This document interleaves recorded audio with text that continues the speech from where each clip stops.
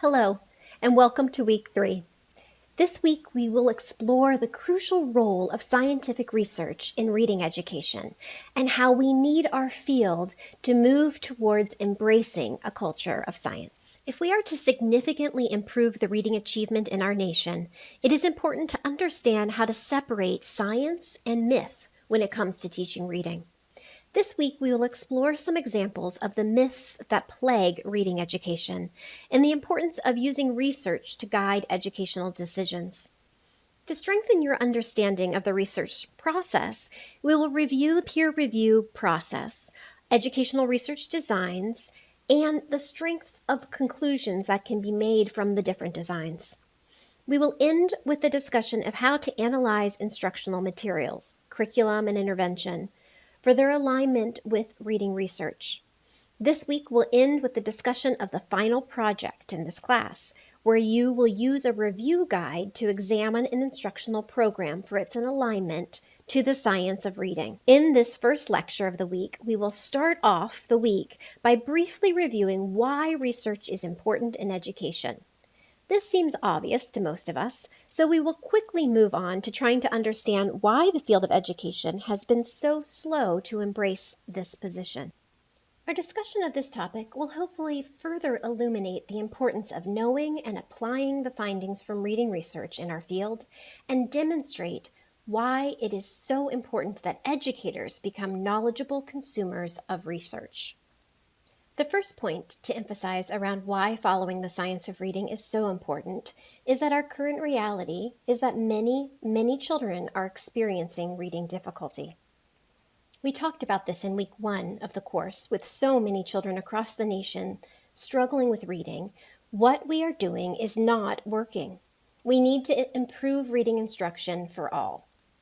As we have discussed in earlier weeks, we know how to teach reading to children. We know how to remediate reading difficulties. As Maria Montessori told us so many decades ago, the basis of the reform of education and society, which is a necessity of our times, must be built upon scientific study. The charge and the challenge is, how do we get the scientific research into the hands of those who need it? How do we make sure research-based practices are implemented in our schools? Millions of students unnecessarily remain illiterate because outdated and disproven instructional methods are still being used in schools today. If we consistently implemented what the mountain of research has proven to work, the prevalence of reading failure would be significantly reduced. There is no reason so many children should struggle. We need to follow the science. As we talked about last week in our discussion of the long and ongoing reading wars, education has a history of ignoring science and making reading and reading instruction instead connected to political fads. In Chapter 11 of his book, Seidenberg talks about the two cultures of science and education. He opens this chapter by saying, American educators have never been able to settle on how to teach children to read. Horace Mann and his schoolmasters disagreed about it back in the 1840s. Mann thought it wrong to focus on the alphabet, describing letters as skeleton-shaped, bloodless, ghostly apparitions, because they lack intrinsic meaning. He goes on to describe how Mann supported a whole word approach to reading. And as we talked about last week, the debate between the importance of phonics versus more holistic approaches continued for the next 150 years and continues today. But unlike Mann in the 1840s, we now have scientific research to guide effective instruction. Seidenberg reminds us that this continued debate and the continued implementation of ineffective reading instruction matters a great deal. A major factor contributing to our nation's underachievement in reading is the culture of education, by which I mean the belief and attitudes about how children learn, the role of the teacher, and the education mission that dominates the schools of education, which are the main pathway into the profession. You may now be wondering, if we know how to teach reading, like I have claimed from the start of this course, why are so many children struggling with reading? Isn't it a bit far-fetched to think that we know that answer, but simply aren't implementing it?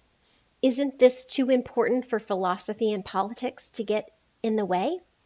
I'm going to provide 3 examples that I want you all to reflect on as demonstrating our, and when I say our, I mean the field of education, not you personally, our tendency to disregard the evidence of what works and turn to ideology and fad.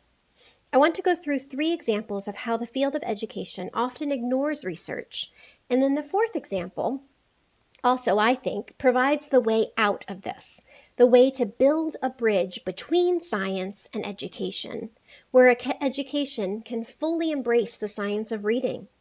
This is our work, but we have to understand what we're up against. A widely held belief in the field of education and taught in teacher education programs at universities across our nation is that people have distinct and different learning styles. For example, auditory versus visual, and that understanding a child's learning style is important in designing appropriate instruction for them. I would be shocked if you had not at some point in your career in education, either as a teacher, a parent, or an education student, been told this. I certainly have.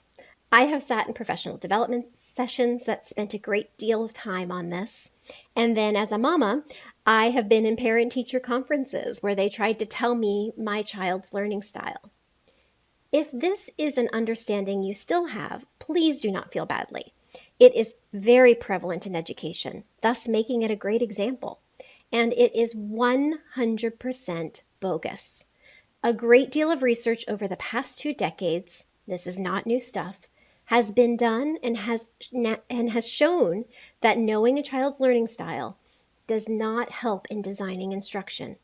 Visual learners do not learn best through visual information. As Dr. Willingham states, there is a lot of research on learning styles. It all says they don't exist.